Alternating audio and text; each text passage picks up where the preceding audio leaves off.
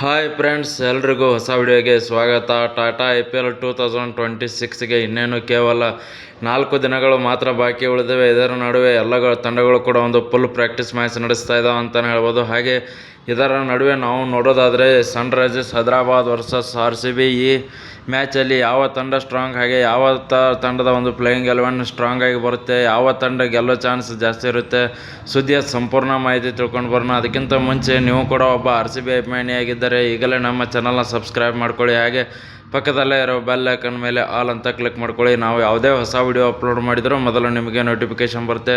ಮೊದಲನೇದಾಗಿ ನೋಡೋದಾದರೆ ನಮ್ಮ RCB ತಂಡದ ಒಂದು ಬ್ಯಾಟಿಂಗಲ್ಲಿ ನೀವು ನೋಡೋದಾದರೆ ಯಾವ ಥರ ಟಾಪ್ ಆರ್ಡರ್ ಆಗಿರ್ಬೋದು, ಮಿಡಲ್ ಆರ್ಡರ್ ಆಗಿರ್ಬೋದು, ಲಾಸ್ಟ್ ಡೆತ್ತಲ್ಲಿ ಆಗಿರ್ಬೋದು, ಯಾವ ಥರ ಬ್ಯಾಟಿಂಗ್ ಲೈನಪ್ ಇದೆ, ಕೊಹ್ಲಿ ಅವರಾಗಿರ್ಬೋದು, ರಜತ್ ಪಟ್ಟಿದಾರ್, ಹಾಗೆ ಫಿಲ್ ಸಾಲ್ಟು, ರಮಣ್ ಶೆಪಾಡಿಯೋ, ಯಾವ ಥರ ಒಂದು ಬ್ಯಾಟಿಂಗ್ ಲೈನಪ್ ಇದೆ. ಹಾಗೆ ಆಲ್ರೌಂಡರ್ಗಳು ಬೆಂಕಿ ಬ್ಯಾಟಿಂಗ್ ಆಡ್ತಾರೆ ಅಂತಲೇ ಹೇಳ್ಬೋದು. ಹೀಗಾಗಿ ನಮ್ಮ RCB ತಂಡ ಒಂದು ಬೆಂಕಿಯಾಗಿ ನಿಂತಿದೆ ಅಂತಲೇ ಹೇಳ್ಬೋದು. ಬಾಲಿಂಗಲ್ಲಿ ಕೂಡ ಒಂದು ಫುಲ್ ಸ್ಟ್ರಾಂಗ್ ಇದೆ.